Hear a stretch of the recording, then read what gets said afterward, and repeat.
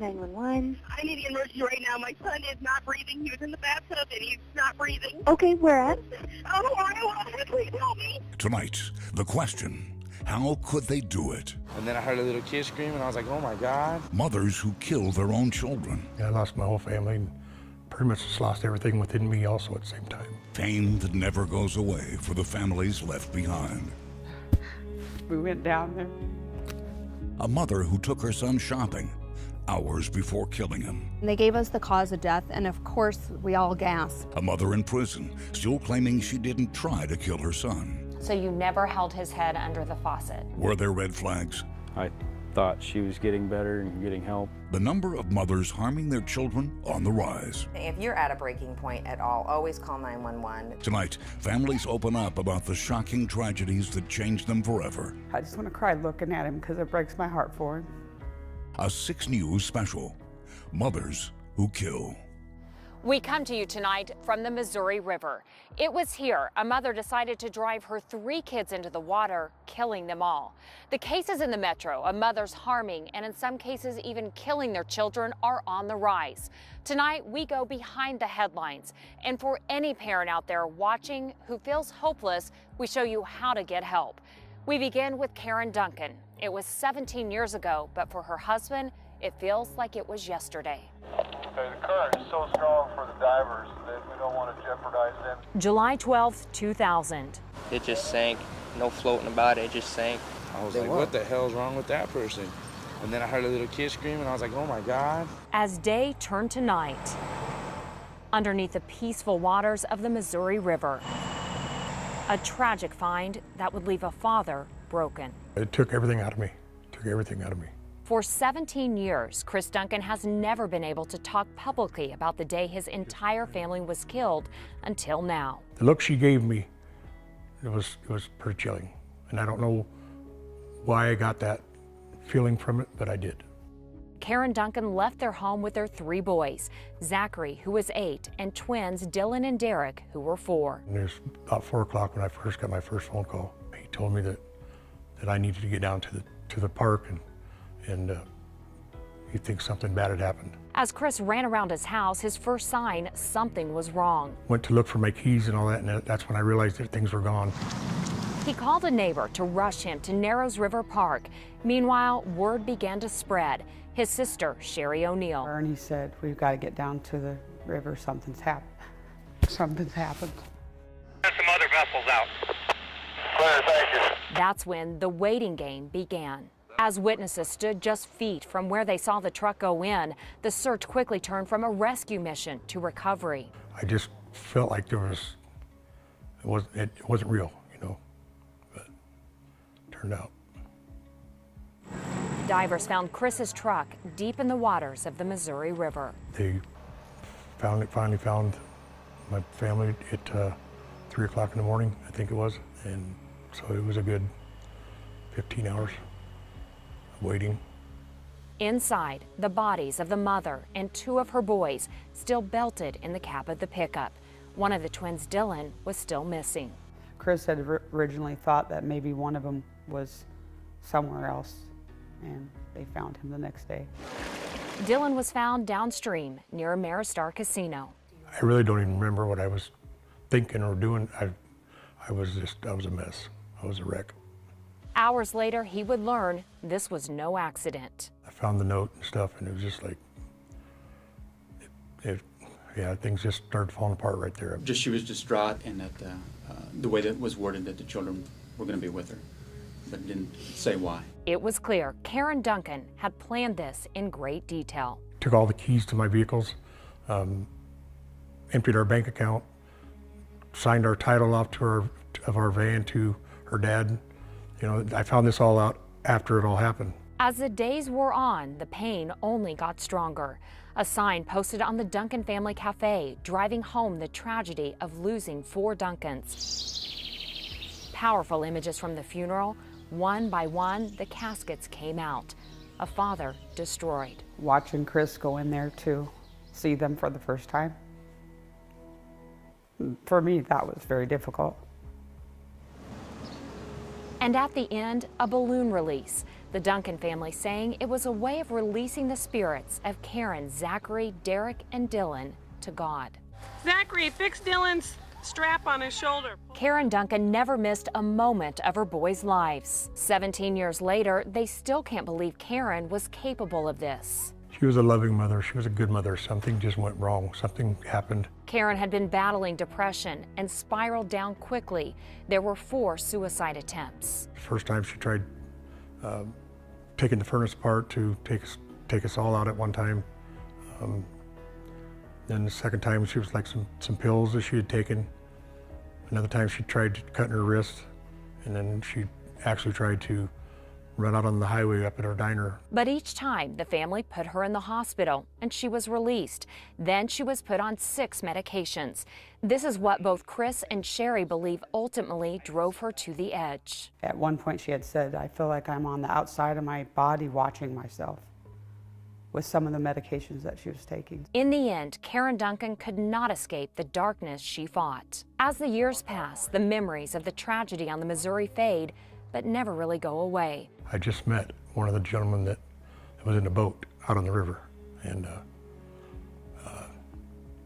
he really couldn't hold it together when I was talking to him. Chris has never remarried, never had any more children. I look at him sometimes, and I just want to cry looking at him because it breaks my heart for him.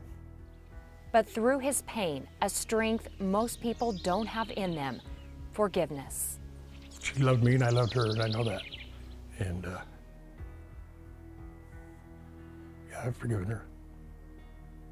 Chris Duncan says to this day he has never been back to Narrow Rivers Park.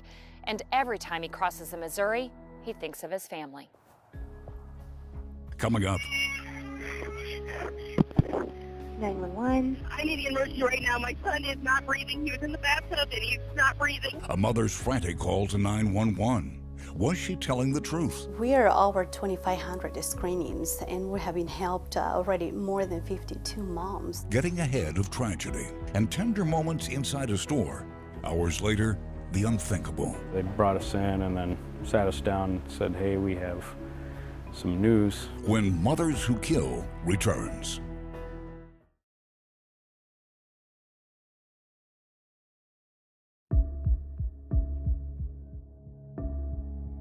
The Duncan family home videos allow us to witness the most precious moments between a mother and her 3 boys. Go fast, go fast. For Charlotte Schilling and her son Owen, tender moments were also captured on camera, but this time it was surveillance video. It was inside a Lake Manawa convenience store, Charlotte kissing the top of her son's head, buying him his favorite snacks. We're worried sick. 12 hours later, Charlotte and her 10-year-old son Owen were reported missing. Owen's sister, Lindsay. If they're out there, I know that Owen is safe. I'm not worried about that. We want them home. We miss them. We love them. We were worried sick. Days later, Charlotte's car was found near Lake Manawa. The battery was drained. Her cell phone was still inside. I don't know what to think right now. With our main concern being the safety of Charlotte and Owen Schilling, so we can answer the question as to what happened with them. 10 days later, we got that answer. First time I'm really doing this is right now on camera. And I couldn't have done that a couple years ago. The pain never really goes away for Tyler Schilling. So they brought us in and then sat us down and said, hey, we have some news. We all knew right then and there what they were about to tell us. A hiker had found his mother and brother's bodies. Scattered around them, the snacks she had bought Owen hours before killing him. In 2012, we sat down with Charlotte's sister Amy after they got the news. They gave us the cause of death, and of course, we all gasped. Charlotte had strangled her son with a plastic zip tie before doing the same to herself. The FBI did say that Owen would have been out in a matter of 6 to 8 seconds. The zip tie was nothing new. 6 months earlier, Charlotte had attempted suicide. She decided to tie a zip tie around her neck and she was going to end it. A family member heard her struggling. Charlotte's family put her in the hospital. And then they said that she was fine, she was ready to go home. And we asked them to do some follow-ups or evaluations or something, and they said that wasn't needed, wasn't necessary. Was there ever any point your family didn't trust her with Owen? No, never. After their deaths, Tyler admits it took him a while to forgive his mom. One day I just didn't feel hatred towards her. I was just gone. I remembered how much I loved her and what she'd done for me. So I was glad to have that back. The Schilling and Duncan families are willing to open up after years of pain in hopes that it reaches just one parent who's feeling overwhelmed, depressed, or alone. It's cases like these the Child Saving Institute in Omaha is working to stop. We've seen a spike in kids needing additional services because of abuse and neglect. Jana Haybrock and Annabelle Abuha work to catch depression before it ends in tragedy. We are over 2,500 screenings, and we have been helped already more than 52 moms with their babies. CSI offers free clinics at 3 locations, screening both moms and children up to age 5. If a mom ever mentions harming her child, first a safety plan. We also walk with them to an emergency room as needed. All of these cases can be prevented if you are willing to call for help. It's not about being a perfect parent, it's about the parent the best we can be for our children. Coming up, Okay, you gotta calm down, honey. I can't. a mother paying for her son's death. All of the windows are half open and they're full of flies, like really bad flies. A neighbor calls 911. 2 mothers locked up for murdering their children. So you're thinking 5 to 6 years you may possibly be out? When Mothers Who Kill returns.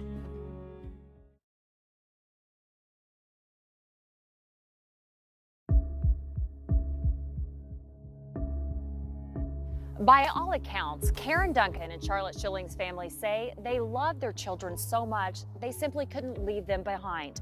For Ashley Cameron and Angela Manns, prosecutors say, simply put, it was murder. Okay, you gotta calm down, honey. I can't understand you. I'm breathing right now. A mother's desperate pleas to save her son. It was inside this home in Ottawa, Iowa. I can't get him to breathe.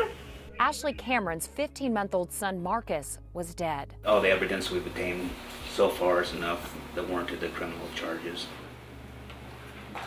Investigators arrested the mother. She changed her story to where she tells us that Marcus was puking and she had put his head underneath the faucet to clean the puke out of his mouth. If a child, for whatever reason, just... As witness after witness was called, it did not paint a pretty picture. Self-described drinking buddy Melissa Brown said Cameron acted bizarre after being told Marcus was dead. Ashley had told me several times that we needed to get to her house and clean before DHS showed up. Then a babysitter. Cameron paid her with hair dye and food stamps. She said Ashley would often disappear for days. And every time Ultimately, the story Cameron went with in court was that she left Marcus alone in the bathtub with her 2.5-year-old daughter, Abigail. She found him unresponsive. I was in shock. I didn't know what to do. I had never thought this would happen to my child. Frankly speaking, the judge found her guilty of manslaughter rather than murder, saying the state failed to prove she intended to cause her son's death. County Attorney Ian McConaughey. That's what makes me uneasy about this sentence. There is no mandatory minimum. The Board of Parole could let her out at any time they decide that she is ready to re-enter society. Cameras are not allowed in the Iowa Women's Prison. They did allow us to talk to Cameron over the phone. So in no way that night did you snap or did, he cry and you just couldn't handle it or you get overwhelmed as a mother? No.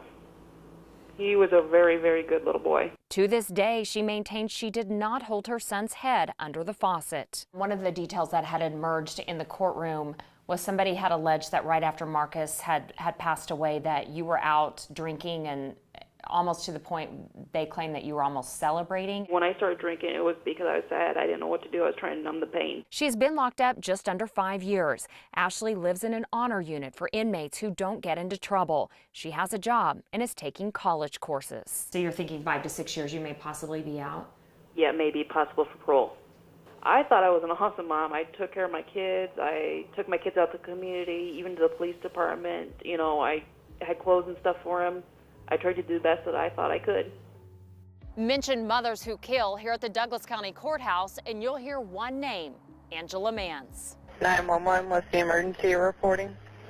You know what? I don't know if who we should contact. We have a neighbor that lives next door to us. It was a crime and a mugshot none of us will ever forget. And we just noticed this morning that the side of the house that faces our side, all of the windows are half open and they're full of flies. A neighbor called 911. Are they elderly or what?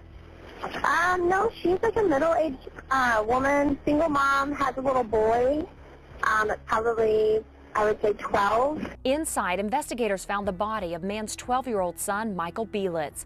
The honor student was found dead in the bathtub. He'd been there weeks. His mother had scattered kitty litter around the house to mask the smell. Police removed buckets of evidence, including a knife, a hatchet, and goggles. 3 months before Angela Manns killed her son, she called Nebraska Health and Human Services, saying she was spiraling downward and concerned about her son. A caseworker left her messages. Manns didn't call back. Coming up, the biggest sad factor is that these kids want to be with their parents. why prosecutors in Iowa say the number of child endangerment cases has doubled. Any red flag you may see, don't let it go. And a final reminder of why we should all pay attention when Mothers Who Kill returns.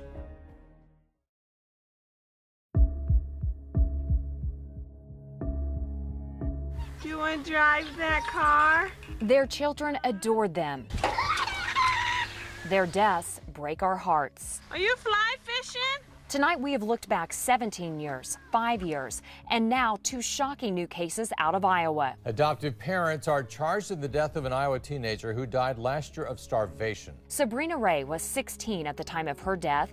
When police found her, she weighed just 58 pounds. Her adoptive parents are facing charges connected to her death. Natalie Finn was also 16. She too had been adopted. Natalie died from a heart attack brought on by malnutrition. Assistant County Attorney Don Landon says these high-profile cases are leading to more people reporting abuse and neglect. Here in Pottawatomie County, I know that we have doubled the amount of what we call child endangerment causing bodily injury. Doubled in just 1 year. Landon says mothers tend to neglect their children, fathers tend to abuse. If you're at a breaking point at all, always call 911. The hope is to save the Sabrinas and Natalies from ever becoming a child no one noticed or reported. The Department of Health Services, or DHS in Iowa, says they are also seeing a spike statewide. More than 29,000 child abuse intakes have been reported so far this year. If you are out there and you need help, make the call. You can report abuse to Iowa's DHS hotline, or in Nebraska, you can call the Nebraska Family Helpline. As we have seen tonight, the pain for the families never goes away. It makes you wonder what the kids would be like today if they had ever been given the chance.